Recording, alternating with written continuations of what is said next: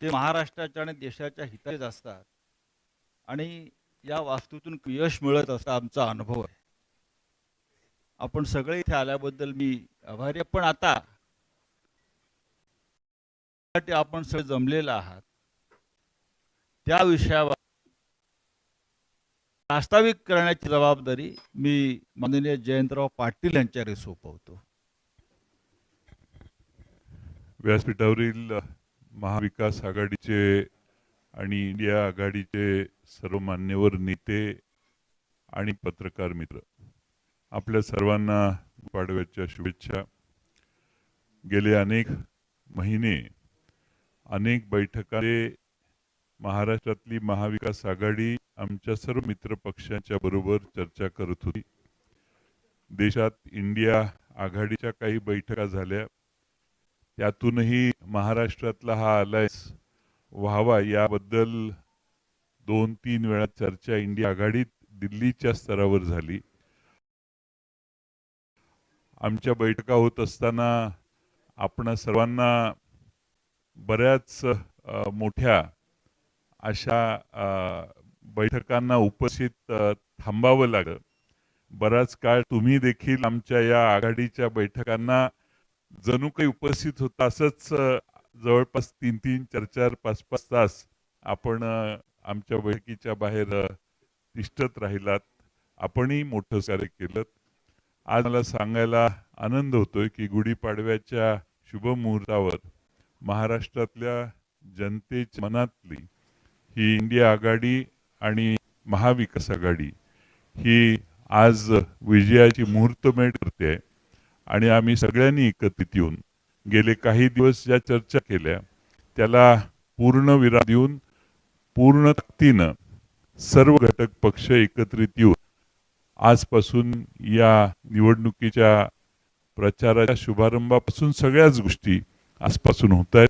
आणि म्हणून आजचा शुभ मुहूर्त आपणा सर्वांना हा निश्चितच महाराष्ट्र विजयाची, इंडिया आघाडीच्या आणि महाविकास आघाडीच्या विजयाची मुहूर्तमेढ करणारा ठरेल.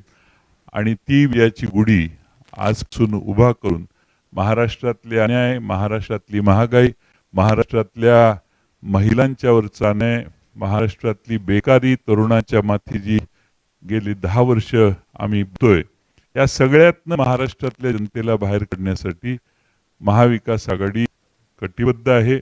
आणि त्यासाठी आपणा सर्वांच्या पुढं आम्ही सगळे आज महाविकास आघाडीचा अलायन्स जाहीर करण्यासाठी इथं आलोय. मी आपल्या सर्वांचं स्वागत करतो. आम्ही अनेक पक्षांना बरोबर घेण्याचा प्रयत्न केला.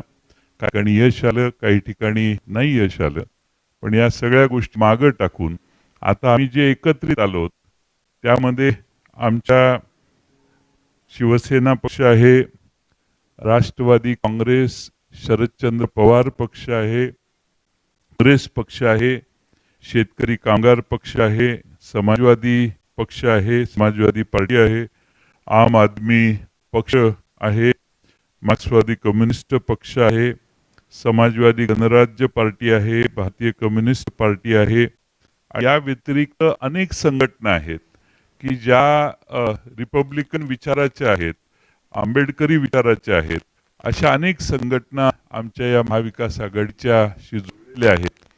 सगळ्यांच्या वतीनं आज साधक बाधक चर्चा करून जे निर्णय झाले ते आपल्या समोर आपण या ठिकाणी मांडले. पुन्हा एकदा आपल्या सर्वांचे या ठिकाणी स्वागत करतो. आणि मला खात्री आहे की या येणाऱ्या निवडणुका 5 फेजेसमध्ये महाराष्ट्रात आहेत. त्या 5ही फेजमध्ये आपल्या सगळ्यांचं सहकार्य आम्हाला याच पद्धतीने लाभेल आणि आमचे विचार महाराष्ट्रातल्या जनतेपर्यंत पोहोचवण्याचं काम हे देखील आप प्रभावीपणाने कराल असा विश्वास बाळगतो आणि माझे 2 शब्द पूर्ण करतो.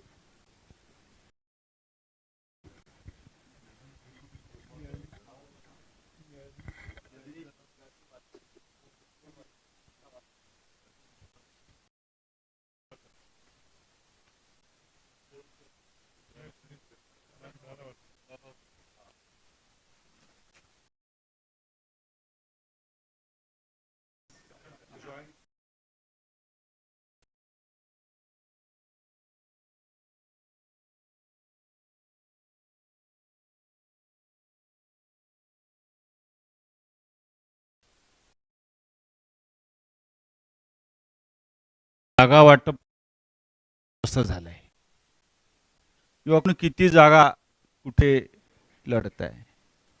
खरं म्हणजे ही जबाबदारी आम्ही नानाभाऊ पटोले यांच्यावर दिली होती. नानासाहेब, तुम्ही आपलं जे जागा वाटप आहे ते जाहीर करा. म्हणणं आहे की ते जबाबदारी त्यांनी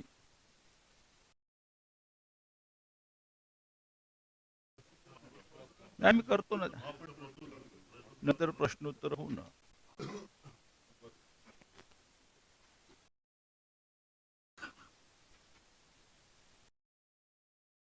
सर्वप्रथम मी काँग्रेस ज्या जागा महाराष्ट्रात महाविकास आघाडी म्हणून लढवते ते मी आपल्या समोर ठेवतो.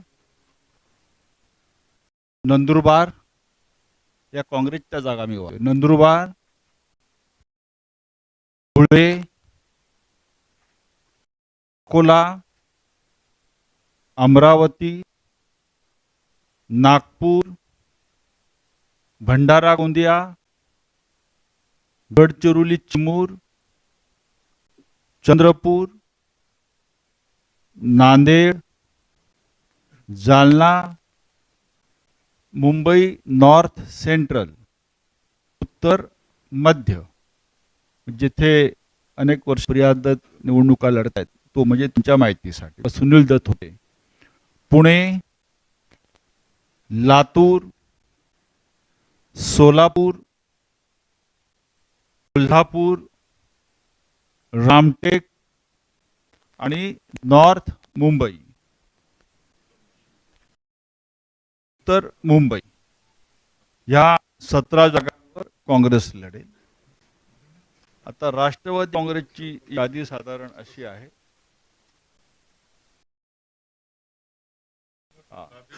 राष्ट्रवादी काँग्रेसची यादी आहे. बारामती, बारामती बाबत चर्चा झाली नाही म्हणून बारामती, बारामती, शिरूर, सातारा, भिवंडी, भिवंडी, दिंडोरी, माढा, रावेर, वर्धा, अहमदनगर दक्षिण आणि बीड या 10 जागा राष्ट्रवादी काँग्रेस शरदचंद्र पवार लढते.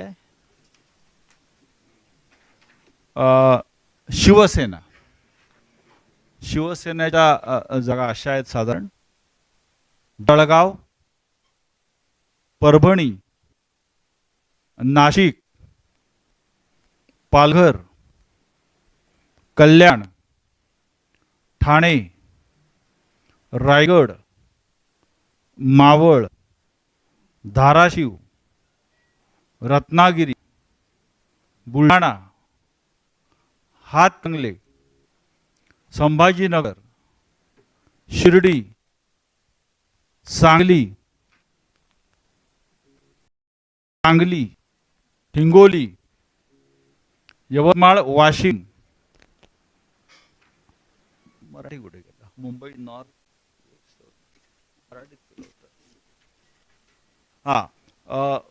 मुंबई नॉर्थ दक्षिण मध्य, मुंबई नॉर्थ वेस्ट उत्तर पश्चिम, मुंबई नॉर्थ वेस्ट उत्तर पश्चिम, इथे अमोल कीर्तीकर आपले लढणार. नॉर्थ वेस्ट, मुंबई दक्षिण मध्य, मुंबई दक्षिण मध्य म्हणजे मुंबई साऊथ सेंट्रल, नंतर मुंबई दक्षिण, मुंबई साऊथ, साधारण 21 जागा शिवसेना लढते. आणि मुंबई ईशान्य, मुंबई ईशान्य या 21 जागा शिवसेना लढते. साधारण शिवसेना 21 जागा लढते. शिवसेना 21, काँग्रेस पक्ष 17 आणि राष्ट्रवादी काँग्रेस पक्ष 10 जागांवर लढते. आणि अत्यंत या जागांचं वाटप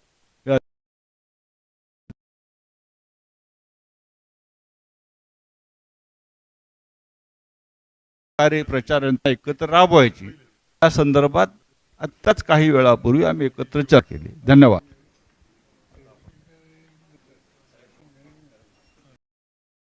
शरद पवार साहेबांना विनंती करतो,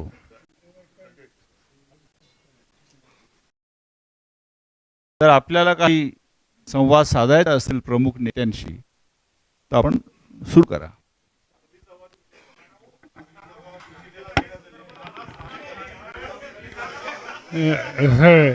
एक एक एक एक एक एक एक या ठिकाणी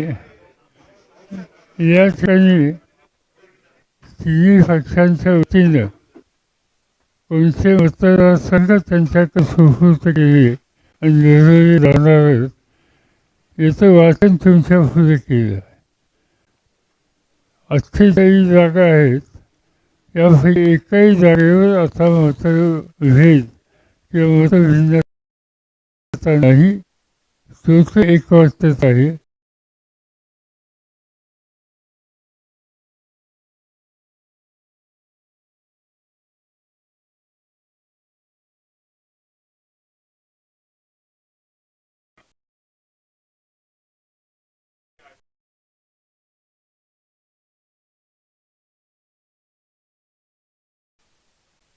पहिल्या प्रथम नव्या वर्षाच्या आपल्याला सर्वांना शुभेच्छा देतो आणि आपल्या माध्यमातून महाराष्ट्रातीलच नव्हे तर संपूर्ण देशाच्या जनतेला हे नवीन वर्ष अत्यंत सुखाचं, समृद्धीचं, आनंदाचं आणि हुकुमशाही नष्ट होण्याचं जावो या शुभेच्छा देतो.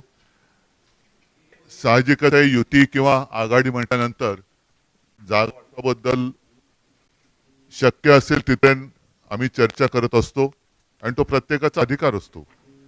मात्र एक क्षण असा येतो की त्यावेळेला एकमेकाला समजून घेऊन जागा वाटप जाहीर करून प्रत्यक्ष निवडणूक जिंकण्याची तयारी सुरू करावी लागते आणि तो क्षण आता आज आलेला आहे. सर्वांच्या मनात शंकांना आजच्या या पत्रकार परिषदेतून उत्तर मिळाली असतील आणि कोण जो काही विचार करता की खालच्या पातळीवरती वगैरे असं काही नसतं. इच्छा ही सगळ्यांची असते, महत्वाकांक्षी असते, त्याच्याबद्दल काही तो गुन्हा नाही, अपराध नाही. मात्र परत परत सांगतो की जिंकण्याचं एक मोठं उद्दिष्ट डोळ्यासमोर ठेवल्यानंतर एका क्षणानंतर या सगळ्या महत्वाकांक्षांना आणि इच्छेला आवड घालून आपण कशासाठी आणि कोणासाठी लढतोय ते डोळ्यासमोर ठेवून लढावं लागतं आणि जिंकावं लागतं. आता कोणाच्याही मनात कोणतेही प्रश्न राहिलेले नाहीत.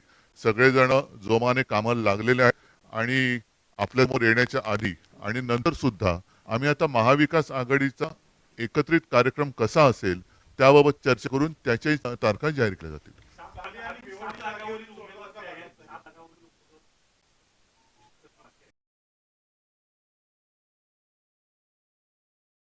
शिवसेना ज्या 21 जागा लढते त्या 21 मी उमेदवार जाहीर केले आहेत. काँग्रेस आणि राष्ट्रवादी त्यांना ज्यावेळेला वाटेल 1-2 दिवसात ते जाहीर करतील.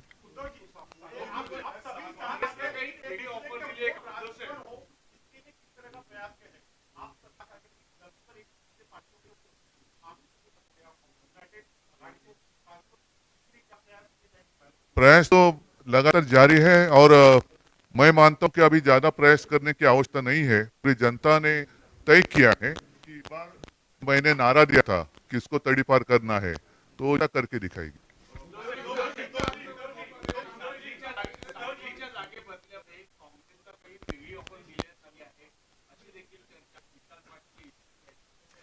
आम्ही जेवढं ठरलं एवढं तुमच्या समोर सांगितलेलं आहे, कारण लपून ठेवण्यासारखं काहीच नाहीये.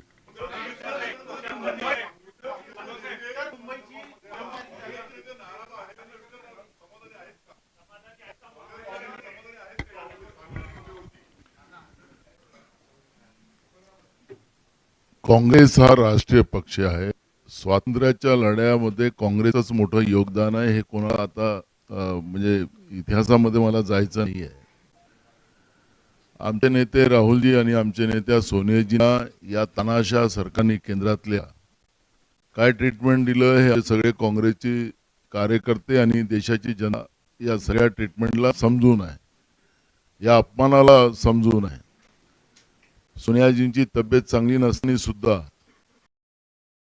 त्यांना ईडीच्या ऑफिसमध्ये तास बसवून ठेवलेला आहे. हा देशातला काँग्रेसचा कार्यकर्ता आणि देशातली जनता विसर नाही आहे आणि म्हणून या तानाशाह प्रवृत्तीच्या विरोधात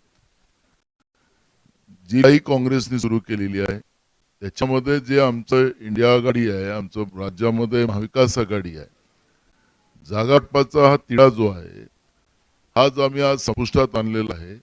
मोठं मन करून आमच्याही कार्यकर्त्यांनी देशामध्ये भाजपचं सरकार आणि नरेंद्र मोदीचं सरकार हे सत्तेतून बाहेर काढण्याच्या दृष्टिकोनातला एक प्रयत्न आम्ही सुरू केलेला आहे. आणि महाविकास आघाडी म्हणून महाराष्ट्रातून भाजपचं पानिप करणं, त्याला सत्तेच्या बाहेर काढणं आणि राज्याच्या जनतेला, कारण की आज राज्यातलं जे सरकार आहे भ्रष्टाचारी सरकार आहे, केंद्रातलं सरकार हे भ्रष्टाचारी सरकार आहे. झुटो या सरदार असं व्याख्या दिली तर आजकाल चंद्रपूरमध्येही आपण पाहिलं की म्हणजे पुन्हा म्हणजे काँग्रेसने जो जाहीरनामा सामाजिक न्यायाचा दिला त्याला मुस्लिम लीगशी जोडतात आहेत. यांची पातळी किती खाली गेली हे आपल्याला पाहायला मिळते आहे. जनगणना हा या देशातल्या प्रत्येक बहुजनांचा, शोषित पीडितांचा तो अधिकार आहे. राहुल गांधीजींनी ती भूमिका मांडली, यांच्या पोटात दुखायला लागलं, त्याला मुस्लिम लीगशी जोडायचं कारण मुस्लिम लीगने या देशाला तोडलं, फाळणी केली. त्यांचा जो एक अजून आहे हिंदू महासभा, त्यांनी पण या देशाच्या या व्यवस्थेमध्ये फाळणीमध्ये त्याचं मोठं योगदान आहे. मुस्लिम लीगचा उल्लेख करण्याच्या मागचा यांचा उद्देश काय? या राज्यामध्ये आणि या देशामध्ये सामान्याची भूमिका नसली पाहिजे ही भाजप मानसिकता आहे. ते काल नरेंद्र मोदींच्या देशाच्या प्रधानमंत्र्यांच्या वक्तव्यातून स्पष्ट झालेलं आहे. त्याच्यामुळे काँग्रेस या महाविकास आघाडीमध्ये ज्या सांगली भिवंडी आपल्या जागेचा उल्लेख आपण करताय, आमचे सगळे कार्यकर्ते एकजुटीनं महाविकास आघाडीच्या उमेदवाराला जिंकून आणण्यासाठी पूर्ण प्रयत्न करतात. आपण जे काही प्रश्न विचारताय की मतं एकमेकाला जातील का, बिलकुल नाही. कारण की राष्ट्रवादी आणि शिवसेना हे जे ओरिजिनल पक्ष आहेत त्यांचे दोन्ही नेते आमच्याजवळ बसलेले आहेत. नरेंद्र मोदी सांगतात की हा नक्की शिवसेना आहे. बाळासाहेब ठाकरेंच्या निर्माण केलेला हा जो शिवसेना आहे त्याच शिवसेनेला नकली शिवसेना मात्र आणि केंद्रीय तपास यंत्रणेचा दुरुपयोग करून, सत्तेचा दुरुपयोग करून शिवसेनेला जे तोडलं गेलं, राष्ट्रवादीला तोडलं गेलं, एक राष्ट्रवादीचे कार्यकर्ते किंवा शिवसेनेचे ओरिजिनल कार्यकर्ते हे विसरणार नाहीये. त्यामुळे मत ट्रान्सफरचा हा जो प्रश्न तुम्ही उपस्थित केला हे कुठलाही नाही. तीनही पक्षाचे कार्यकर्ते आणि खाली नेते हे जंगली ही लढाई लढतील आणि महाराष्ट्रामध्ये आमच्या महाविकास आघाडीचे सगळे उमेदवार जिंकून येतील अशी परिस्थिती आहे. आज पहिल्या केसमध्ये ज्या 5 लोकसभेच्या निवडणुका होतात 5ही म्हणून आम्ही अशी परिस्थिती आज विदर्भामध्ये आहे. 30 लाट पूर्ण महाराष्ट्रामध्ये आपल्याला पाहायला मिळते. लोकांनी निवडणूक हातात घेतलेली आहे, जनतेने निवडणूक हातात घेतलेली आहे. काल तर तिथं पैसे देऊन लोक आणली चंद्रपूरला. लोक नरेंद्र मोदींचं भाषण सुरू झालं, लोक उठून चालली होती. ठीक आहे, कॅमेरे तिकडे फिरत नाही, तो भाग वेगळा आहे. पण मी तुम्हाला सांगतो की कालची जी परिस्थिती पाहिली आणि मोदींचं जे रटाळ भाषण जे आहे, कायम काँग्रेसला शिवा देणं, मुस्लिमांना शिवा देणं,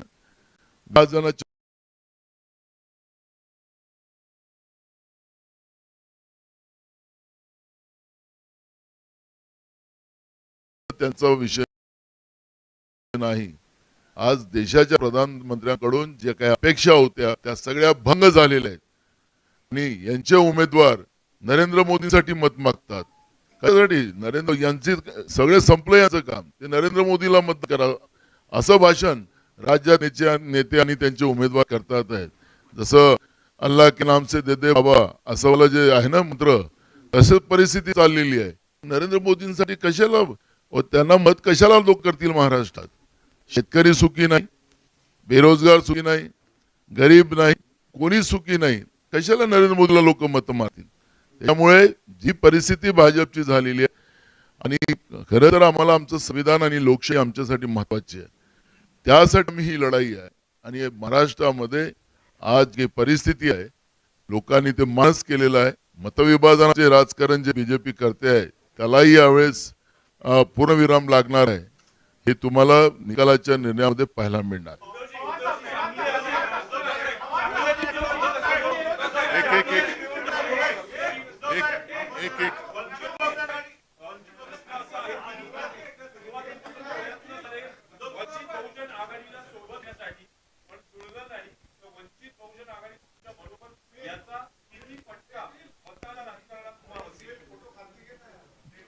बघा, एक गोष्ट तुम्हाला पहिल्या प्रथम सांगितली गेलेली आहे. मला वाटतं जयंतराव आप बोललात की ही महाविकास आघाडी जास्तीत जास्त व्यापक कशी होईल त्या दृष्टीने आम्ही आठवट प्रयत्न केले आणि मला खरंच या सर्व आमच्या सहकार्यांना धन्यवाद द्यायचे आहेत, कारण त्यांनी एकही जागा न मागता पूर्णपणाने देशाच्या घटनेचं रक्षण करण्यासाठी आणि लोकशाही वाढवण्यासाठी एक ताकद जी आम्ही उभी करतो त्या ताकदीमध्ये त्यांची सुद्धा ताकद ही जोडली. मला त्यांना खरंच मनापासून धन्यवाद द्यायचे. नुसतं तोंडावरती मी बोलत नाही, पण एकही न मागता त्यांनी ही भूमिका स्वीकारली. आमची अपेक्षा अशी होती की प्रकाशजी सुद्धा आमच्या महाविकास आघाडीत येतील, त्यांना काही जागा आम्ही देऊ केल्या होत्या. दुर्दैवाने ते काही शक्य झालं नाही आणि म्हणूनच मी साधारणतः गेल्या आठवड्यामध्ये आपल्याशी बोलताना ही भूमिका जाहीर केली होती की ते काही जरी बोलले तरी आम्ही त्यांना काही उत्तर देणार नाही, कारण आजही प्रकाशजींबद्दल आमच्या मनामध्ये प्रेम आदर आहे. त्यांनी सुद्धा संविधान रक्षणासाठी एक दिलदारी किंवा मोठी भूमिका घेण्याची आवश्यकता आहे असं आम्हाला आजही वाटतं, पण आता तरी ते शक्य झालेलं नाहीये. भविष्यात काय कसं घडेल आपण बघू.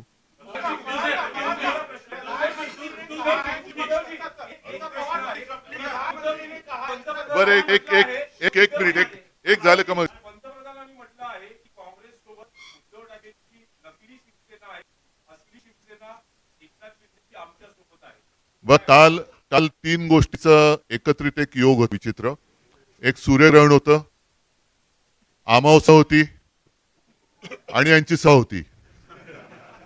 असा योग पहिला प्रथम आपल्या देशामध्ये होता. फार विचित्र योग होता, असं सगळे एकत्र येणं.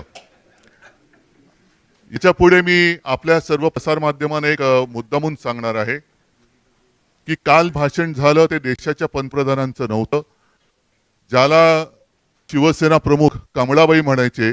साक्षीदार माझ्या बाजूला बसलेत, कारण त्यांनी स्वतःचा अनुभव सांगितलेला आहे. आणि मी त्या पक्षाला भाकड भेकड भ्रष्ट जनता पक्ष असं म्हणतो.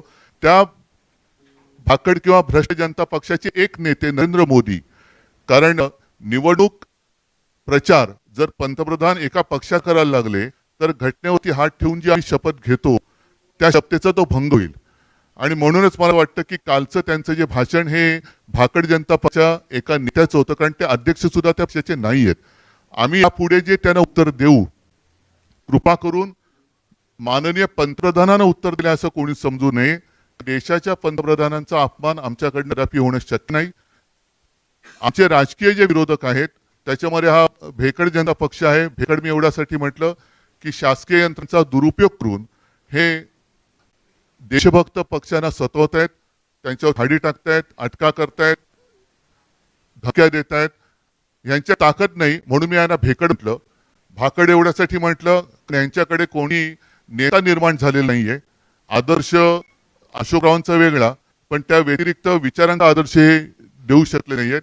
आणि भ्रष्ट एवढ्यासाठी म्हणतो की संपूर्ण देशातले भ्रष्ट ते तुका मिळवावा आणि भाजपा पक्ष वाढवावा असं त्यांचं धोरण आहे. एनडीए पूर्वी एक ताकदवान एक आघाडी होती, आता हा ठिगळ्यांचा पक्ष झालेला आहे. ठिगळं जोडून ते एनडीए करत. नकली सेनेबद्दल म्हणाल तर ज्या वेळेला माननीय हिंदू हृदय सम्राट शिवसेना प्रमुखांनी शिवसेनेची स्थापना केली तेव्हा कदाचित मोदीजी हिमालयात असतील, मला नक्की कल्पना नाही. आणि आता त्यांनी येऊन म्हणजे महाराष्ट्राच्या बाहेरच्या माणसांनी येऊन महाराष्ट्रातल्या जनतेला असली सेना आणि नकली सेना म्हणायचं हे कहर जा. ह्यांचा पक्ष हा खंडणीखोर पक्ष आहे.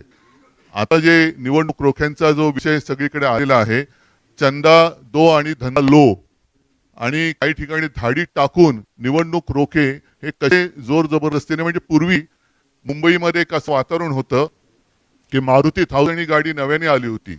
मारुती 1000 गाडी घेतल्याबरोबर कोणत्या तरी भाईचा फोन जायचा आणि त्याच्याकडनं खंडणी उकळली जायची. तशी खंडणी गोळा करणारे हे एक केंद्र झालेलं आहे. आणि या खंडणीखोर पक्षाचे हे नेते काल येऊन शिवसेनेला नकली ठेवून गेले.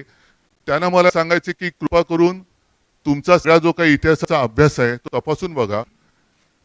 2019 साली तुमच्याच पक्षाचे तत्कालीन अध्यक्ष अमित शहा हे शिवसेना प्रमुखांच्या फोटोसमोर लोटांगण घालायला मातोश्रीत आले होते. तेव्हा सुद्धा मीच होतो, आमची हीच शिवसेना होती. आणि तुम्हाला आता तो सगळा विसर पडलेला जरी असला तरी महाराष्ट्रात जनतेला तो विसर पडलेला नाही.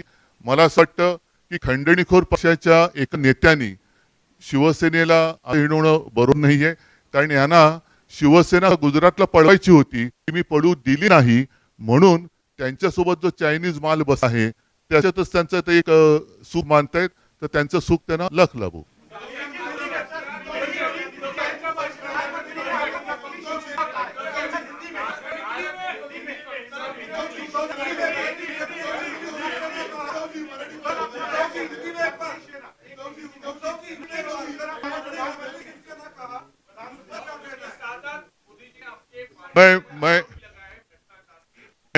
मैंने सारी बातें जो मराठी में कही शायद मुश्किल होगा हिंदी में ट्रांसलेट करना, लेकिन कल मोदी जी महाराष्ट्र में आए थे और कल का योग जैसे मैंने कहा कि ऐसा योग बहुत सालों के बाद आया. एक तो कल सूर्य ग्रहण था, अमावस भी थी और मोदी जी की सभा भी थी. तो इतना बुरा योग बहुत सालों के बाद शायद देश ने अनुभव किया है.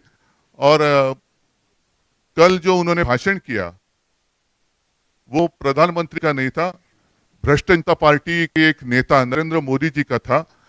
मैंने पहले कहा है कि चुनाव अब शुरू हुआ है, चुनाव की तैयारी शुरू हुई है. प्रधानमंत्री अगर एक पार्टी का प्रचार करने लगे तो वो अच्छी बात नहीं है. और इसके आगे जब हम उनकी आलोचना करेंगे तो सब लोग ध्यान में रखें कि हम अपने देश के प्रधानमंत्री की आलोचना नहीं करेंगे, हम तो भ्रष्ट जनता पार्टी के एक नेता नरेंद्र मोदी जो है उनकी आलोचना करेंगे. तो कृपा कर ऐसे कभी नहीं मानना कि हमने उनके ऊपर कुछ टिप्पणी की तो प्रधानमंत्री की आलोचना की, ऐसे आप नहीं मानना. अगर वो हमें हमारी आलोचना करेंगे तो हम भी उनकी आलोचना करेंगे. उन्होंने जो बात कही नकली सेना की, मैं तो कहता हूं कि आता खंडणीखोर हिंदी शब्द काय, रिश्वतखोर नाही, रिश्वतखोर म्हणजे धन उगारी पार्टी के एक नेता नरेंद्र मोदी जी है. सभी लोग जानते हैं कि कुछ दिन पहले इलेक्ट्रोल बॉन्ड का जो घोटाला, जो माना जाता है कि पूरी दुनिया का सबसे बड़ा घोटाला या देश का सबसे बड़ा घोटाला है, उस घोटाले का पर्दाफाश जब हुआ तो सब लोगों को पता चला कैसे इन लोगों ने, भ्रष्ट जनता पार्टी के लोगों ने डरा कर धमका कर और उनके जो एजेंसीज है ED, CBI, income tax, red walker Chanda लिया है. मतलब चंदा दो और धंधा लो. तो ये तो अभी जो आपने कहा धन उगाई जो करते हैं नवी शब्द आहे, वसुली पार्टी आहे, वसुली सेना आहे, त्यांच्या सोबत जी ती वसुली सेना आहे. आणि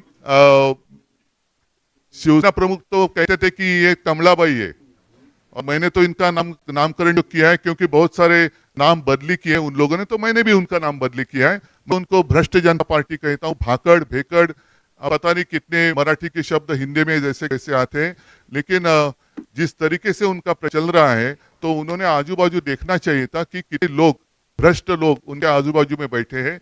एक वॉशिंग मशीन खोली जरूर है और एक वॉशिंग पाउडर की एड भी आती थी, दाग अच्छे है, याद है ना आपको, दाग अच्छे है. तो अच्छे दाग वाले लोग या देखे कि किसके ऊपर दाग है, जिसके ऊपर दाग है वो मोदी जी अपने पार्टी में देते हैं और उनका सम्मान करते हैं. तो ऐसे रिश्वतखोर और भेकड़ भाकड़ भ्रष्ट जनता पार्टी नेता अगर मेरी आलोचना करे तो मैं उसकी कोई कीमत नहीं देता.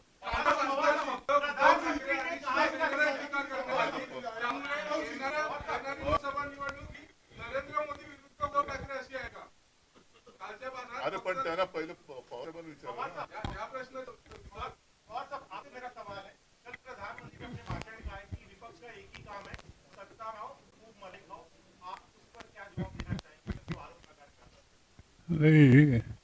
प्रधानमंत्री ने जो कुछ कहा, प्रधानमंत्री एक इंस्टीट्यूशन है, इंस्टीट्यूशन की इज्जत हम रखते हैं.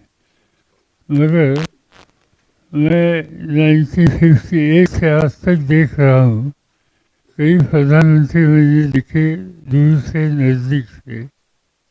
इस इंस्टीट्यूशन की इतनी बेइज्जत नरेंद्र मोदी ने जो की, इससे पहले किसी ने नहीं की थी. और इसलिए जो कुछ बोलते हैं वे इंस्टीट्यूशन की बेइज्जत करने जैसी बात करते हैं. इज रिस्पॉन्सिबल प्राइम मिनिस्टर कैसे हो सकता है कि पद पर बैठे हुआ आदमी कैसे हो सकता है, इसका दर्शन उन्होंने किया।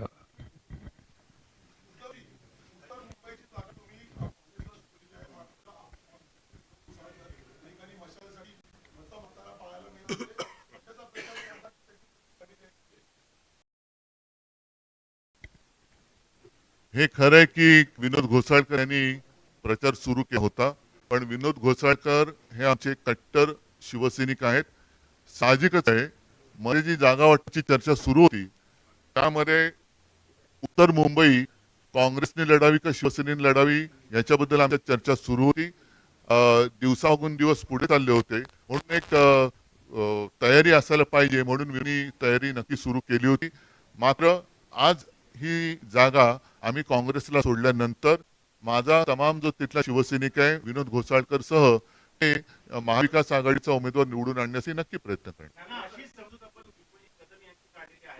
आता ज्या वेळेला आम्ही यादी जाहीर करतो ते व्यवस्थित समजुतीनेच जाहीर करतो, त्याच्यामुळे आता त्याच्यावरती आता चर्चा थांबलेली आहे. आता प्रचारास सुरुवात झालेली आहे. मला असं वाटतं आणखीन काही प्रश्न असतील वेगळे तर जरा.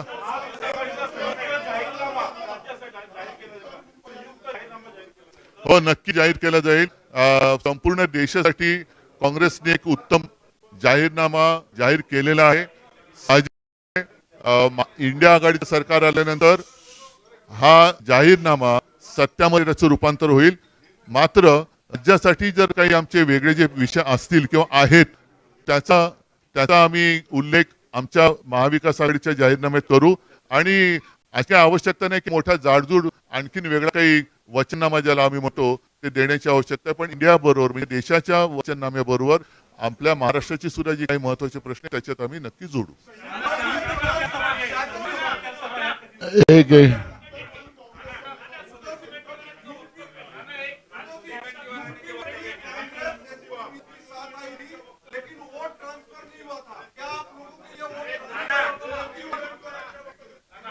एक मिनट, शांत शांत. आपने मैनिफेस्टो की बात की, तो जो कांग्रेस ने जो मैनिफेस्टो डिक्लेयर किया वो सर्वसमावेशक है. जैसे वो जो ने कहा कि जो भी राज्य के कोई मुद्दे हो उसको आवश्यकता के आधार पर हम भी जॉइंटली यहाँ पर ये करेंगे. उसमें आशा वर्कर हो, आंगनवाड़ी वर्कर हो या मध्याह्न भोजन पकाने वाली महिला हो, सबको दुनी आय उसमें करके देने की बात हुई है. 1 लाख रुपए जो गरीब महिला है उसको हर साल में देने का एक निर्णय किया है. जो देश में इन लोगों ने बेरोजगारी के लिए बेरोजगार का देश बनाया है उसमें 30 लाख जो अभी नौकरियां बाकी है उसको केंद्र सरकार की वो तुरंत भरी जाएगी. और जो बच्चों को नौकरी नहीं मिल रही लेकिन उनको 8,500 रुपया स्टाइपेंड हर महीने में दिया जाएगा. और उनको उद्योगपति बनाने के लिए उनको 5,000 करोड़ रुपए का एक फंड जमा करके उन लोगों को नौकरी उनको उद्योगपति बनाने का एक कोशिश वहां पे की जाएंगी. तो जिस तरह से किसानों के हित में जो एमएसपी का कानून जो सबसे बड़ा इशू था, एमएसपी का कानून बनाने की बात हुई है. पीक बीमा योजना है उनके बारे में भी हमने कमिटमेंट किया है. और जो जीएसटी किसानों के ऊपर लगाया गया है वो जीएसटी माफ पूरा खत्म किया जाएगा.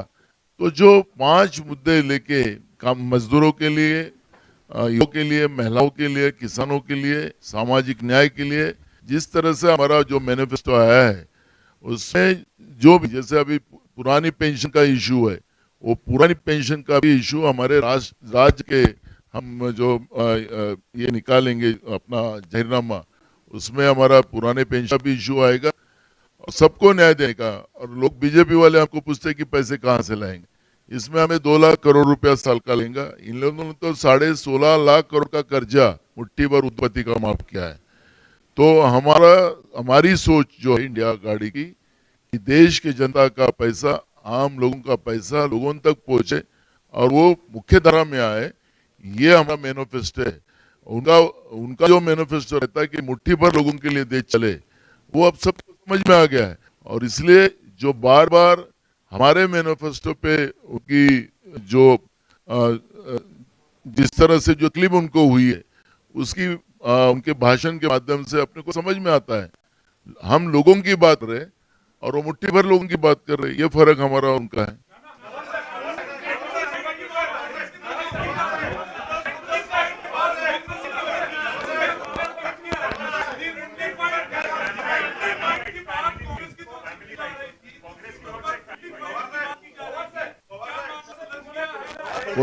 कौन सा एक मिनट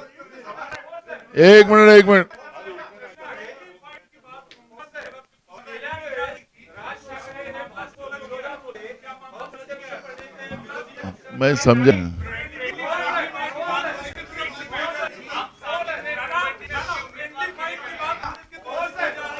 इशू क्लोज हो गया, अब उसकी चर्चा नहीं है, हम लोगों ने सबसे चला, धन्यवाद। Thank you. धन्यवाद, सगळ्यांचे आभार। धन्यवाद धन्यवाद धन्यवाद धन्यवाद।